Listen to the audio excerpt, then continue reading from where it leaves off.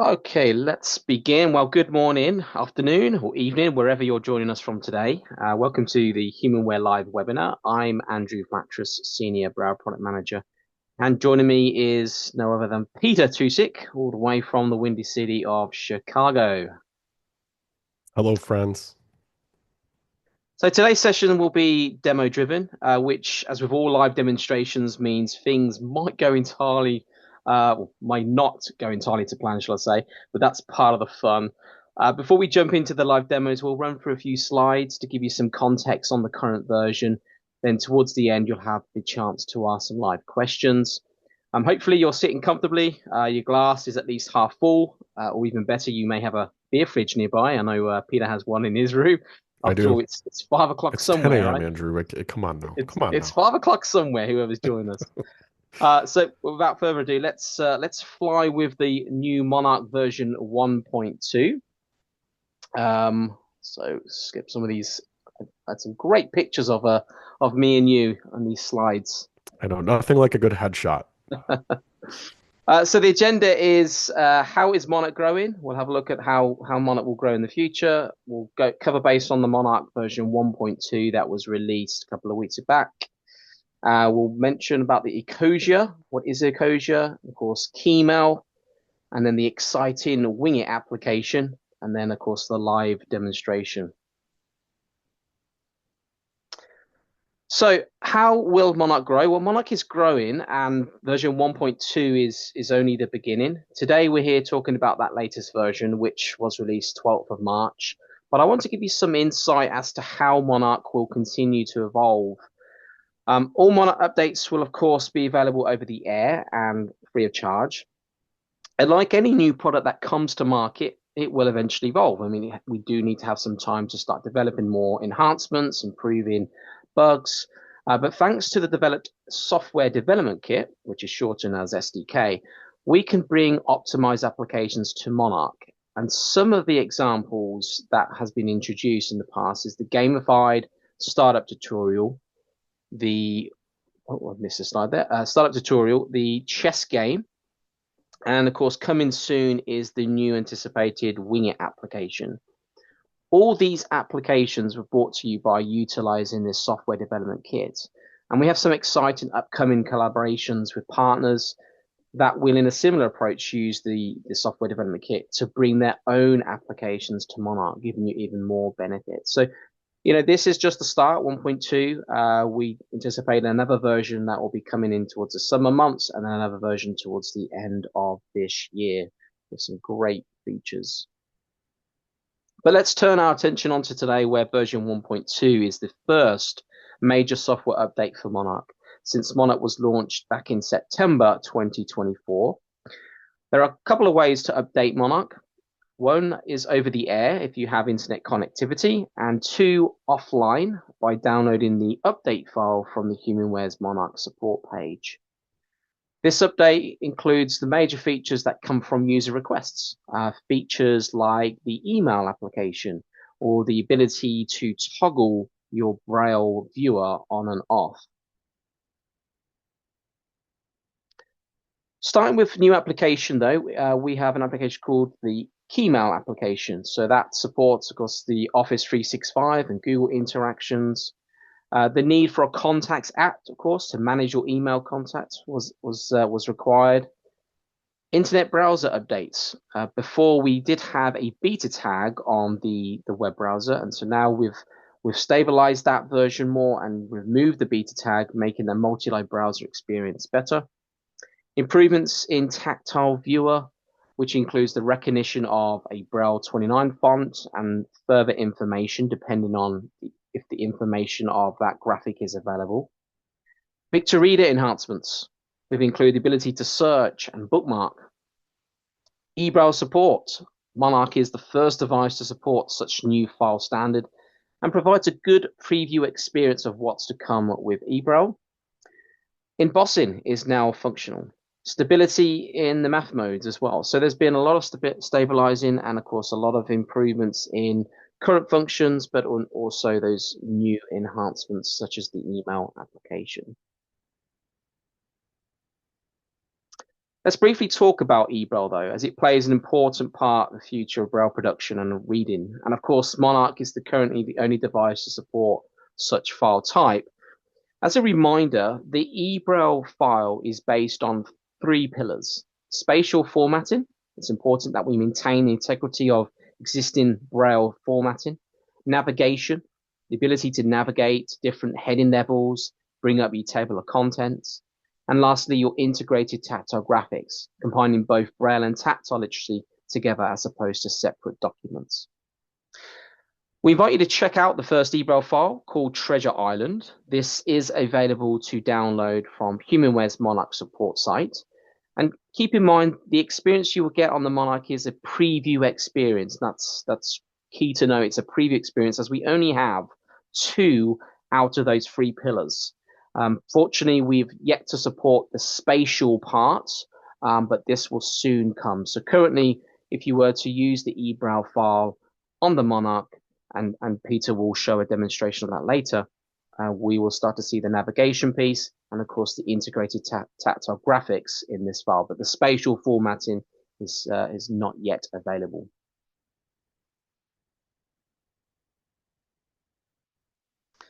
I'm going to pass you over to Peter to talk a bit more about Ecosia and what that is. All right. So as we look at the kind of some of these apps and what we've done, we look at what Ecosia is. What have we updated? And it was in beta. So the web browser Ecosia or Ecosia is a Chromium-based browser. So it is a much like we may use Windows, if we're using the Edge browser, for instance, that's a Chromium-based browser. This is going to be a browser that's based on Chrome. The reason why we don't use Google Chrome itself is that this is a non-certified device. So you can't just put Chrome on a non-certified device. This is the Monarch being uncertified. We wanted to support Chrome because it is capable of displaying math ML, which we know is very important from our math workflows. For those of you who have watched the user videos on math. We also have aspirations of being able to open tactile graphics directly from the web browser. So these are two very important pieces.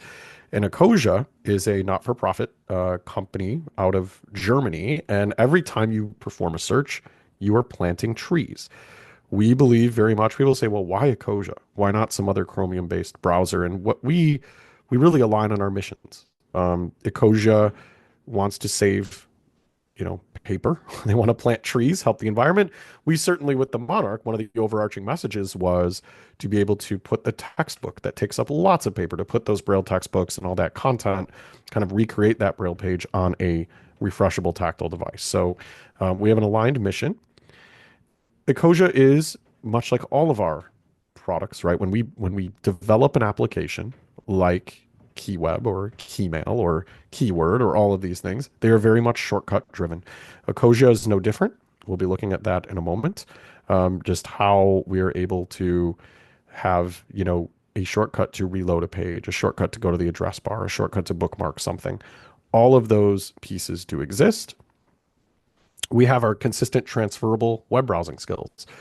You should be able to take the concepts that you employ in this multi-line web browser of Ecosia and move over to your screen reader or your iOS device and browse the web in the same manner, moving through pages by headings, by links, by tables, whatever it may be, being able to jump to those elements, being able to search for text on screen, and all of that is again standard. And yes, the commands may differ, but the concepts themselves are transferable. As we come forward to talk about another application that we've developed and put onto the Monarch, it is the Keymail application. So again, Ecosia is out of beta. It is now fully functioning, lots of stability improvements, and now Keymail. Keymail has been added. And if there was one very common request from September 17th, which was the day we launched the Monarch in 2024, until last, well, 2 weeks ago from today, when we launched version 1.2, it was that we needed a way to wirelessly move files back and forth. And we fully understood that this was something that was needed. Our sort of guiding piece of this was the textbook, the tactile graphic, the multi-line sort of Microsoft Word or Braille experience. We know that and knew that a wireless way to move files back and forth would be extremely important. And so we were able to take the Keymail application as we know it from, many portions that will be the same as what we have on the Braille Note Touch Plus, and certainly that had on the Braille Note Touch before it. And now we have Keymail in a multi-line environment, and we're going to look at that momentarily. But we have brought in the ability to have that Braille centric third party mail application into the Monarch. Keymail is a multi line version of that linear Keymail program. It is absolutely shortcut driven.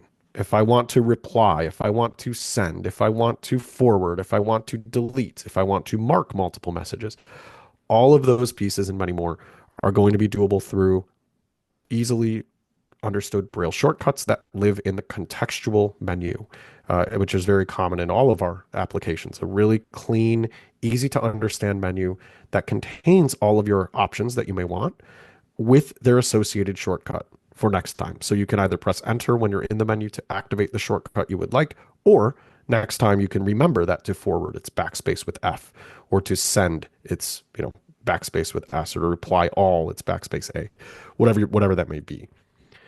We are working with modern protocol. This is an IMAP and Exchange capable mail client. So we support IMAP accounts. We support Exchange accounts. We also support multi-factor authentication. So on Google or Google to sort of based accounts, this would be referred to as OAuth.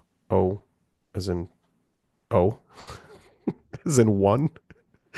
Um, OAuth is your standard sort of one-time sort of activation that you need to do to allow a secure mail client, which we are fully Google compliant, to send and receive messages.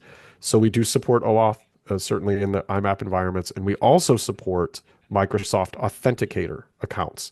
So these would be accounts, and for many of you, if you have Office 365 and you're using these kinds of accounts, you know that to get into them on any sort of platform, even on your iPhone or even on your computer, you have to authenticate. It's a very high level of authentication that is required through the Microsoft Authenticator app.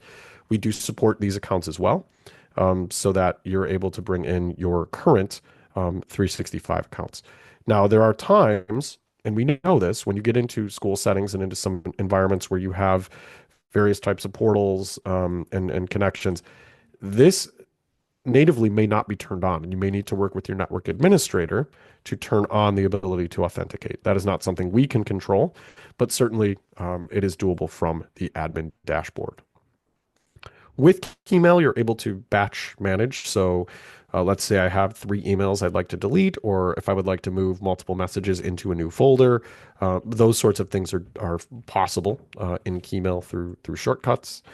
And we do have a contacts app that we also have added so that we can send and receive messages to contacts that are known. We can add new contacts from a message. We can save that sender's information.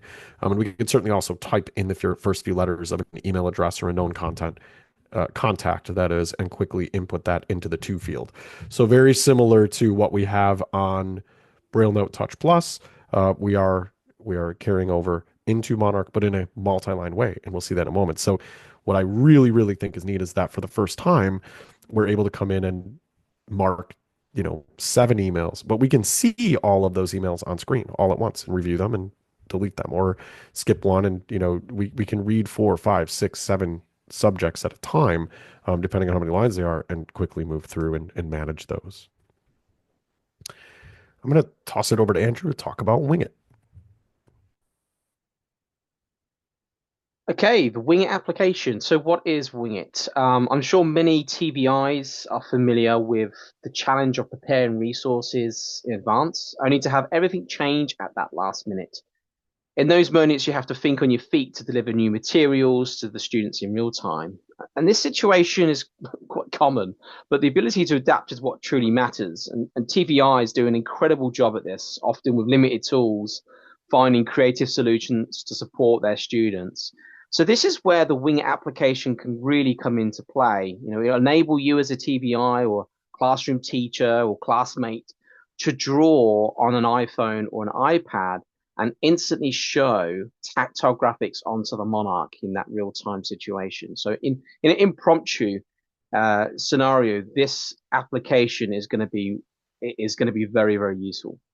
You can add labels to the tactile graphic with a keyboard or the onboard screen keyboard if you know in the iOS screen keyboard, and the Wing application will automatically then translate that print to Braille. So you don't necessarily need to know Braille at that point. You just type in the labels in print, and it will translate it either contracted or uncontracted, which depends on your preferences set up within your voiceover. So you would need to set your Braille profiles on your voiceover in order to correctly translate it to the student's needs. You could even get the Monarch user to create their own labels. So, for example, maybe you want to have, or you draw some geometry shapes and you want them to put in their own labels next to a side and measure 6 centimeters or something. They can actually point in a location of their choice and then type in the label. And lastly, drawings can be shared via email to the student directly from the app. So you could, if you needed to work in advance, and then send this to the student's Monarch, and they'll be able to open that up on the Monarch as well. And you can share from Monarch to Monarch as well. And we're going to have a look at this later. Hopefully it will work well. It's very much in alpha state. I believe it's going into a field testing uh, in America on the 14th of April. So it's still very young. Although what you can do with it is phenomenal. And hopefully I'll be able to share both my Monarch screen and the Wing application at the same time. So this is where things could go wrong, but we'll see later on. But let's pass it over to Peter to continue some live demonstrations. All right, thanks, Andrew. And what I'm going to do is I'm going to come in and share my screen here. Do this. Okay. All right. Share this. Make sure that my sound is also being shared. And do this. Why is it not? There we go.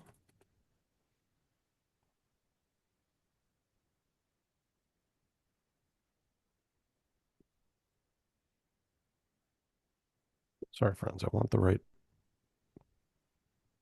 There we go. All right.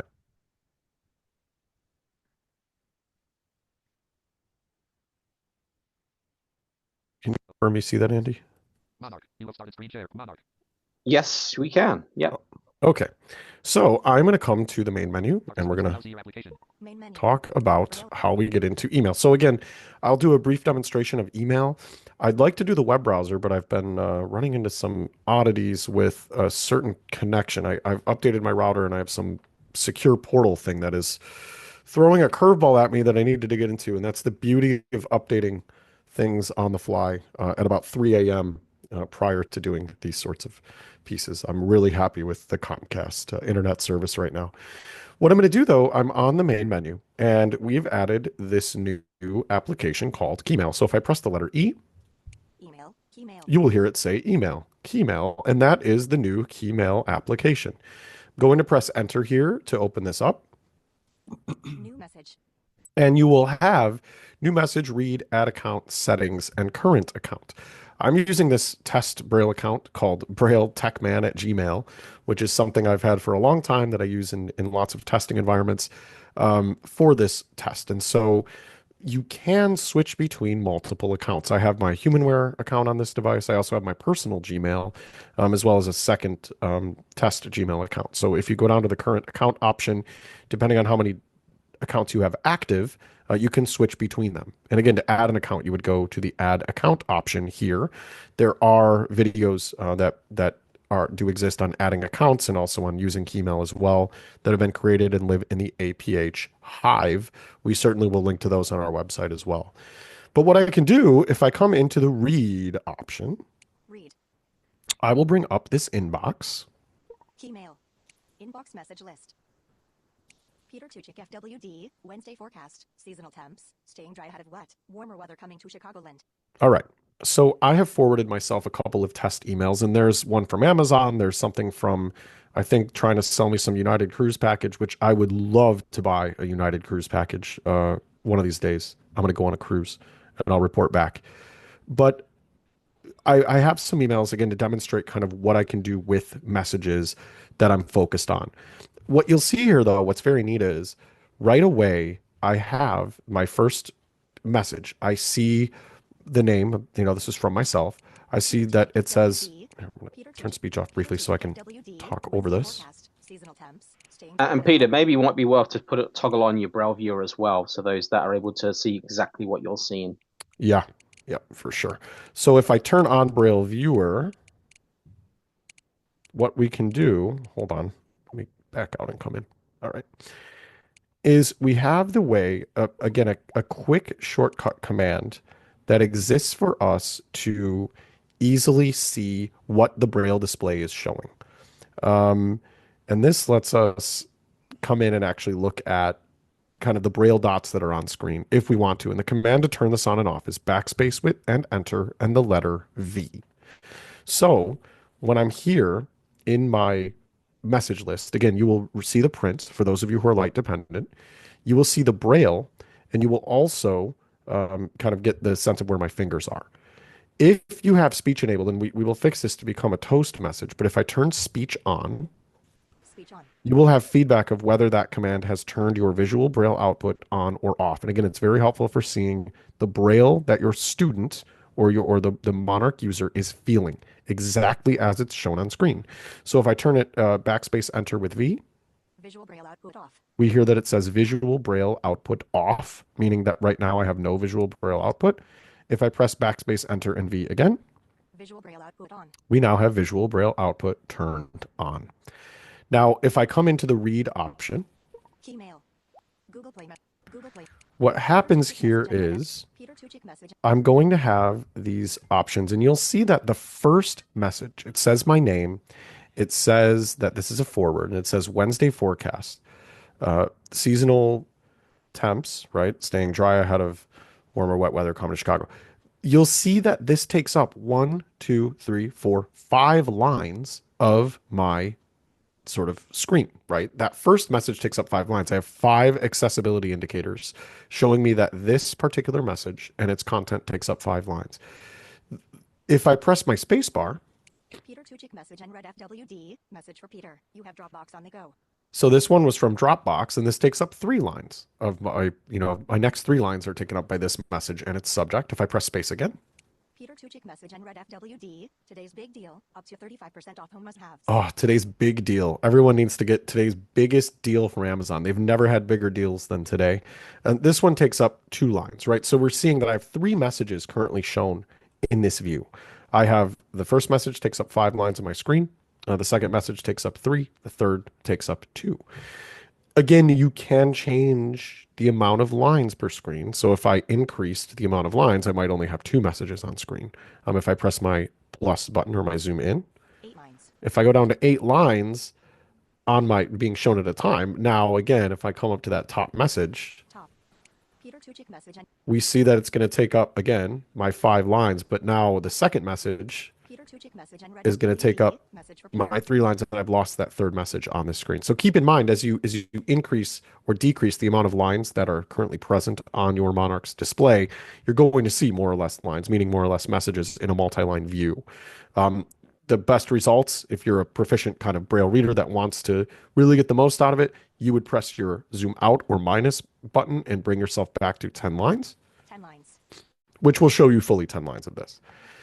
Now, if I want to manage these messages, so let's just say I'm Top. up at the top and I'm on the first message and I want to delete this message. I don't even want to read it. I don't really care about the weather here in Chicago.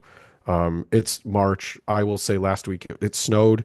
It was 70 degrees. It was snowing then the next day. And then there was like tornadoes and thunderstorms. And then it was beautiful again. So whatever. It's going to get warm, then it's going to get cold until we get to about May.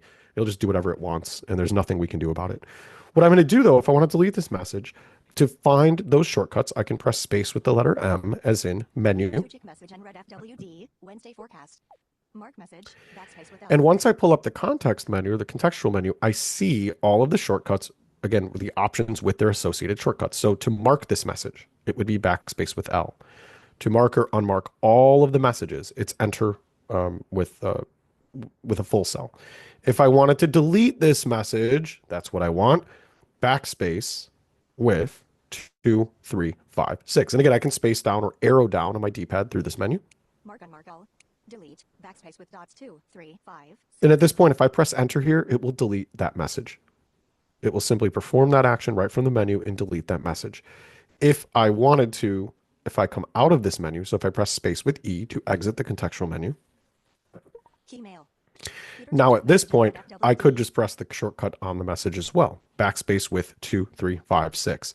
What I could also do is mark this message for future deletion or forwarding, excuse me, deletion or moving to a different folder. If I press backspace with L, Peter Tuchik message. what you notice, and again, Visual Braille is on, and you notice that I have underlined now all of this message. All of these 1, 2, 3, 4, 5 lines are underlined, indicating that I have marked this message. And you'll see that in this 10-line environment, that forces these kind of lines to all bleed into each other. And this may be where you do want 8 or 7 or 6 lines per screen, so that when you're underlining things, when you're reading and you have a cursor, sometimes less lines is actually better, so you're not getting confused. Our more advanced users are going to be able to read this Braille, and I'll still see and read kind of even with all this underlining present, but you see that it jams it all together. Whereas if I bring myself down 8 lines. to an 8-line environment, I have the same options, but you'll see that there is now a space between each line with that underlined 8-dot Braille, so that I can see the messages marked and I can also read it with some space between each line. So again, it's very important as you start to think of some of the nuances of a multi-line environment. This is something we had to spend a lot of time on. Not only showing you how many lines are in the particular option you're looking at, but also what do you do when you start to indicate marking things, or you're reading and you have cursors and how things bleed together. So keep in mind that you can adjust the amount of lines per screen. Now again, if I come down to the next one, Peter Tuchik message and red and let's just say I want message for to Peter. mark You have this not one, marked again, Peter. backspace with L. Peter Tuchik message Now and I red have 2 FWD messages message. selected. I have marked 2 messages, and I see they're all, they're underlined with dots Peter 7 Tuchik and message 8. red FWD message for Peter. You have So I don't Dropbox really open. care about the message from Dropbox. I don't really care about the message from about the weather and WGN, which is here in Chicago. If I want to delete both of these, again, I've marked them both. I can press the command to delete, which is backspace with 2, 3, 5, 6, and this would be batch deletion. So I'm going to press backspace with a 2, 3, 5, 6. Peter Tuchik. Peter. Boom. Peter Tuchik message. And now I have deleted both of those messages. Now, a couple of other things. Let's just say, so I am going to open this all-inclusive stays from this bonus miles lovely United message. And let's just say I open a message and I want to reply to this. If I press enter to open a message, Peter Tuchik message and 920 web view. it will bring you into a web 9:26 view. a.m. View details. And I'm actually going to turn off Visual Braille here. Visual Braille output off. Now, again, a web view is the layout of email messages. And the reason why they're presented in a web view is that emails represent, like in a sense, a web or HTML page. You have links, you have headings, you have, hopefully, if the email's done right, you have graphics with alt text. And I don't think this one has much alt text, but the point being that when you are in a message, you will hear the word web view. When you're on the internet, when you load a web page, you will hear web view, meaning you're in a web view. You can utilize web element navigation, H for heading, B for button, E for edit box, and so on. What I can do here, though, again, if I want to reply to this, I can find the context menu, space with M. I will find all of my options.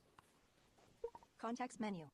Reply. Backspace with R. And again, notice you're not going to see, the same options that you would if you were in the message list, because now you actually have the message open. So the first one is reply. reply, and the shortcut is backspace with R. If you were in an email message to a group, reply all, backspace with A, forward, backspace with F, and so on. So again, you have all of the relevant shortcuts based on the scenarios you're in listed in the context menu. Some don't have shortcuts. If you look at mark is on red, move to, those don't have associated shortcuts, mainly because sometimes it can just be either A, don't have enough modifier keys, or B, it's just not something that's utilized enough for a shortcut. Um, and over time, if someone requests enough, maybe we think of a shortcut for something like move to. But then we have to be sure that it won't interfere with either A, another global shortcut, or B, something that's just way too not intuitive.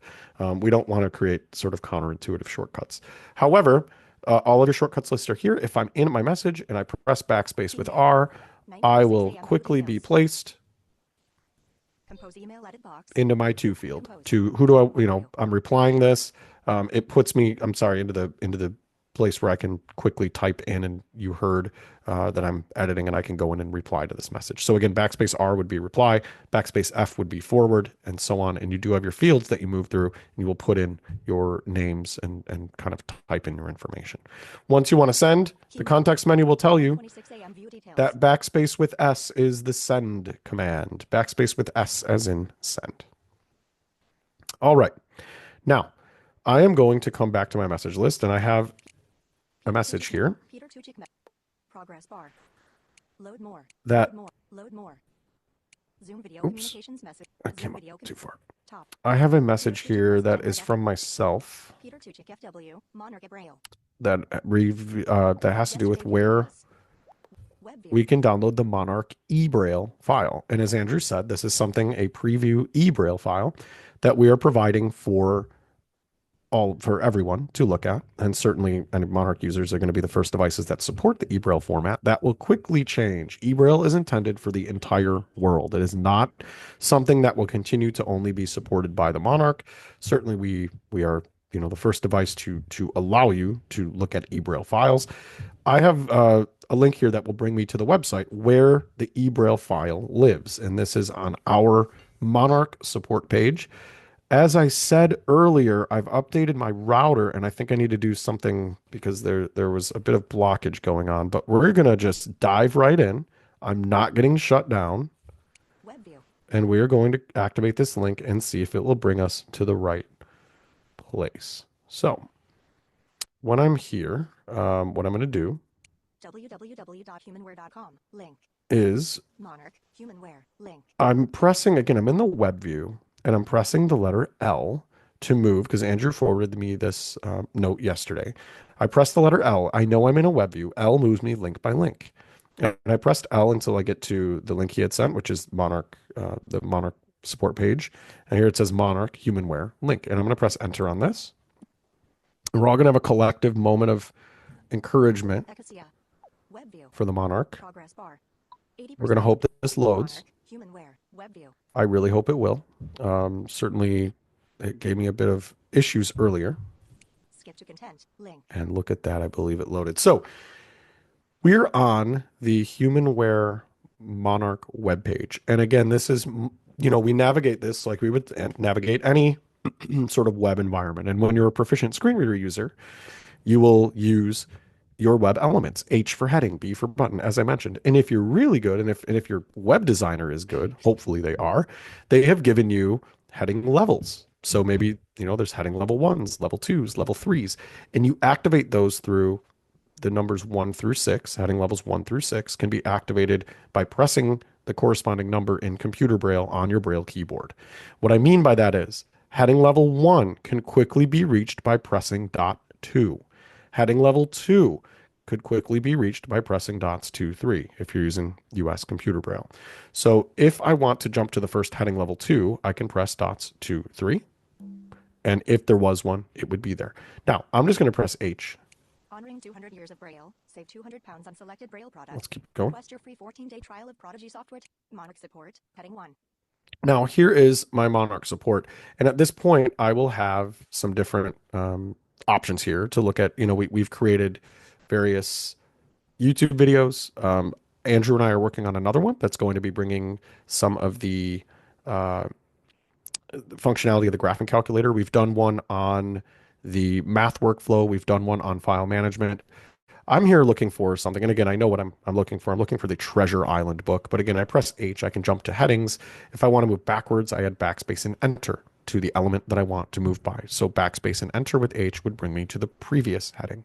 Or if I'm pressing L to move link by link by link, backspace enter L would move me to the previous link, link, link. I'm going to search though for a string of text. I want to find Treasure Island. I know it's here and I want to find it. I'm going to press space with F as in find, and I'm going to type in the word treasure. T. No results. And what will happen is, as I do this, No results. so I type in the word treasure. You hear it says no results. If it was quickly looking, I'm going to press enter. Treasure. Treasure Island of Braille Pipe English. Now, we heard that it brought me. Again, I pressed enter, and it will say Treasure Island eBraille English. And I'm focused on that, and I can press enter and actually download the Treasure Island book. Once you download that, and it is a link, and once you download it, it will be on your device, and you can then import it into your Victor Reader app, which is where you read the eBraille file. You read it in your Victor Reader application. One thing to note, and there is a video that was done by APH on this exact process, going into Keymail, clicking the link, coming to this website, downloading the file. I'm essentially redoing what has already been done in archival video. However, what is currently necessary when you download this eBraille sample, it downloads as a .ebraille.zip file, because an eBraille contains, as Andrew said, it's multiple pieces. It's graphics, it's the file itself, and it's a Cascade style sheet as well that kind of wraps all of the content. What happens is when you download it, it's downloaded as a .ebraille.zip. You need to go in and rename or remove the .zip part of this file prior to importing. So keep that in mind and that will be something we tighten up. For now, with this preview of this file, to get it to import properly, you need to go into your file manager once it's in your downloads folder and get rid of the ZIP portion. Again, for the sake of time, we're not going to go rename it and do all of this. This is covered in a video. Once you have it downloaded, though, if you come into Victor Reader, Beginning of field. Main menu. Braille. Victor Reader. once I'm in Victor Reader, Victor Reader. My books. you will have a My Books option, but more importantly, to put it in your book list, you need to go down to this option here that says Import book. import book. So again, you've downloaded it or you have, an eBraille file somewhere. You need to import this book into your reading list for it to work properly. Once it is imported, what will happen? Oh, sorry, I'm going to mute my speech. Space. Speech on demand. All right. So what I'm going to do is I'm going to come into the My Books list and we will see Treasure Island here. My I've books. imported it. My books. 5. Treasure Island. So I have Treasure Island. I also have Hatchet. I have a biology book. I have some anatomy, a book, a sample EPUB book. Again, this is going to be the first experience, though, of reading an eBraille file. And the reason why eBraille is so important is it gives us formatted Braille as we would expect to read it on a Braille page. However, we're also getting access to the tactile graphics and the navigable elements. This has never happened in a Braille file, having access to the table of contents, having access to the various heading levels. I'm going to press enter to bring up Treasure Island. Loading content. Now, Treasure Island, and when you're in these books, depending on how they've been converted, and the conversion tool from Duxbury is currently in beta, and it will be available relatively soon for the general sort of public to convert eBraille to, to convert Braille or BRF files to eBraille. Once that's available, you're going to be able to take those books and convert them. Right now, this is the only eBraille file publicly available in the entire world, and that will very shortly change. And over time, we will see hundreds and then thousands and then truly hundreds of thousands of eBraille titles starting to make themselves available through born sort of content as we go forward. Right now, this is the only one. But if I come to the top of this file, and as I look at this and I am able to kind of read what this says. Again, if I turn on Visual Braille, Visual Braille output on. if I come down, what I have is, you know, sort of my table of contents and lots of pieces here. But what's most important is I currently have on the top line of my screen, I have a link that says tactile graphic image. And this is a map of Treasure Island. And it says Treasure Island map. We're about to read about Treasure Island. Treasure Island is a place, and there is a multi-page tactile graphic that kind of walks me through what we're about to read about. If I point and click on this link, I will open up Tactile graphic image. the image Open with tactile in viewer. Open with Tactile Viewer. And once I do this, again, when you do this for the first time, it's going to ask you how you want to open these images. I'm going to say just once. Button. You could say always. Index. But what happens is One. I open this tactile graphic, and this is a 2-page graphic. Page 1 is a key for the graphic, and page 2 is the graphic itself. If I press enter on page 1, Tactile viewer. I will bring up page 1, and I can zoom in and feel with my plus button these pieces, and I feel the symbol followed by its appropriate uh, representation on the map. So I feel the symbol and then I read swamp. I feel the symbol and I read treasure. I feel the symbol and I read hill, and so on. And we see that this is the key. Now, to move to the next page, we can press enter with O. This is the same command that we use on the iOS devices to move page by page. If I press enter with 1, 3, 5, I've moved to page 2 of my tactile graphic. And if I zoom into it, I am now looking at the treasure map. I see my hills. Again, you have braille labels on this graphic. So I'm simply reading. Here's Spyglass Hill, right? I see this. I'm going to be reading about that momentarily. And you read and you can move through this. You have your scroll bars. You can move up, down, left, right, and move through. And I'm pretty sure I just found the treasure because it's over here, near the North Inlet, a little bit west of the North Inlet, if you will. But this is, again, allowing me to kind of read about in real time, flip over to the graphic, read about it. And then what I can do Index. is Page I 2. can come back to the index, or if I tap Recent apps. Hyperlink start. my square button 2 times, I'll return back to Treasure Island in Victor Reader. Because remember, I've opened the image in the tactile viewer.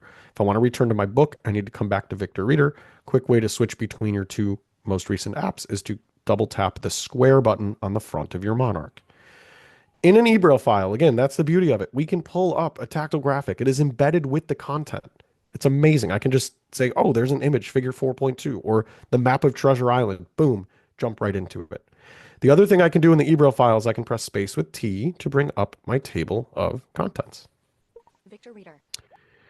Here's my table of contents, and I see that I have different parts that I can jump to. And let's just say I want to go to, I don't know. Let's see. Let's come down. Do this. Let's go to, here's the author. Let's keep coming down. We're going to move down a little further. I want to jump to part 1, which is going to be about the old Buccaneer, and we'll get to read about the sea dog at the Admiral Benbow. But I'm going to press enter here, and I will be taken directly to part 1. Here I am, and I immediately can start reading. This sounds simple. What I've done just very much is, for those of you who read EPUB books, you're very familiar with this. I am in a Braille book. This is a Braille, formatted Braille book, and I'm able to jump to these, right to the section I would like. I can press H to move to the next chapter. Depending on how your book is set up, you may have, again, heading level 2s or 3s, just like you would in an EPUB or a Daisy book. But this is your EPUB experience in Braille. And I can continuously read. Now, keep in mind, this is a Braille-centric format. There is no speech here. This is a Braille file. This is meant to be read on your Braille display, navigated using Braille commands. If you're looking for speech, you would certainly want to use an EPUB.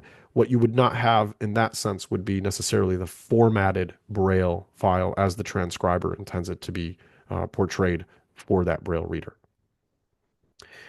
Andrew, I'm going to toss it back over to you. Again, we've talked about Keymail, we've touched on Ecosia, which is a subset, sort of a future, the new version of KeyWeb.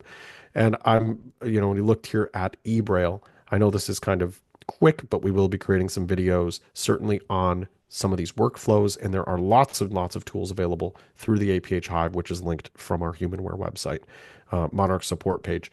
Andrew, I'm going to toss it back over to you to talk about Wing It. Thanks, Peter.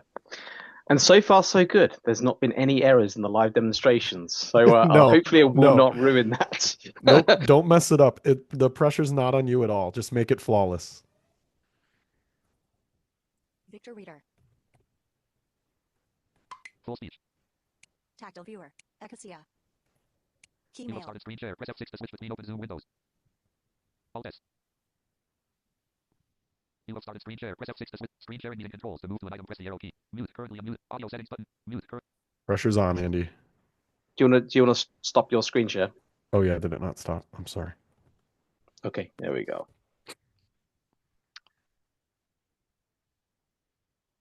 Okay.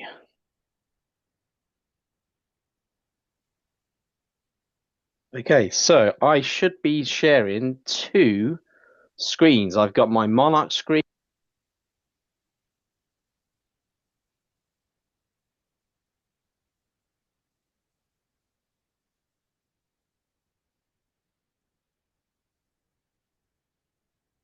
I'm going to tell Andrew I think he's muted himself. Hold on. We'll get him back. He spoke too soon.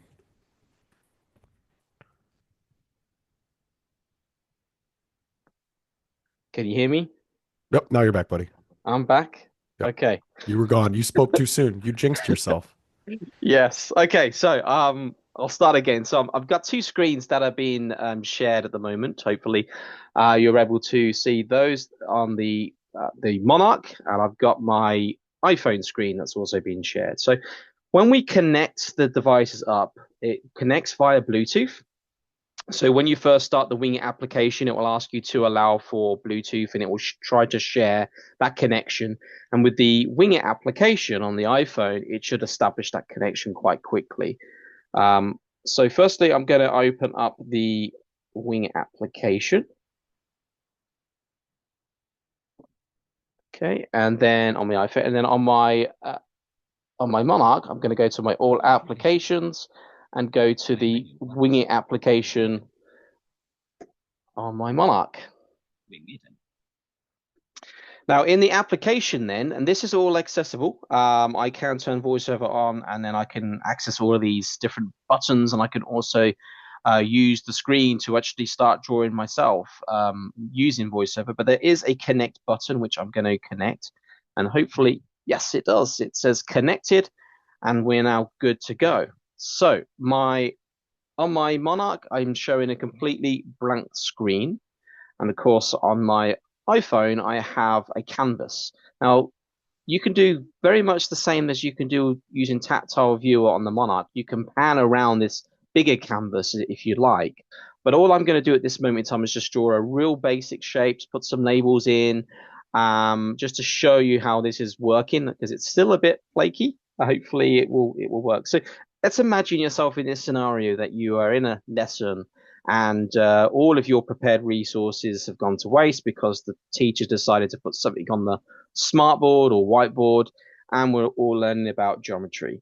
So the first question is to work out an angle of A on this triangle. So I'm just going to quickly draw a triangle here, and as I draw in real time, you'll be able to see that on my Monarch. Okay, it's not a great triangle, but hey. Now I'm going to quickly do a circle to get a just on one of the corners here. I've drawn a little circle on the corner, And in that corner, I'm going to put some braille labels here. So I'm going to put in on the outer edge, it's going to be 300 degrees. So I'm going to type in some braille here. 300. And I don't have the degrees sign, so I'm just going to have to type in degrees here, but I've got 300 degrees. And then I want to probably put the letter A just inside the triangle, so that the idea is that you could try and calculate the angle of A. So again, braille label, and then just type in the letter A, and done. And you can actually grab these and move these around even. So you could actually get the labels, move them around, get some of these shapes and actually remove them, and then of course erase them as well if you wish. So that's just a real quick example. Again, you can pan around this tactile graphic if you like, and start doing some more graphics. I can clear it. Another useful scenario that I used this recently was actually at CSUN. I was talking to a deaf blind person actually, and wanted to kind of have an idea of where they are in the room. So I was actually using this to give an understanding of the layout. So again, I was using things like the circles to show kind of these are chairs around a table, and then I was asking him, okay, do you know where the exit was? And with him being partially deaf, he was struggling to know where the exit was in relation to where he was. So I could actually put things like a braille label here to say you are here, and then once done, I can then give the draw a square or rectangle to kind of show roughly where the exit is. And again, I can just put a label in there to say that's where the exit is. So here, exit, done. So within, a couple of minutes, I was able to kind of guide him, roughly giving him an awareness of the room layout, which is great for O&M, but then also just in those impromptu situations where perhaps you need access to something in real time, to draw something in real time, to mimic what's on a whiteboard or smartboard, and translate that all into Braille. So this is just a real quick demonstration. Hopefully you got to see that on both screens, because I don't know if that's worked or not. Seems like the technology has worked. It seems like the live demonstrations worked and it hasn't gone wrong. So that's it from Peter and I.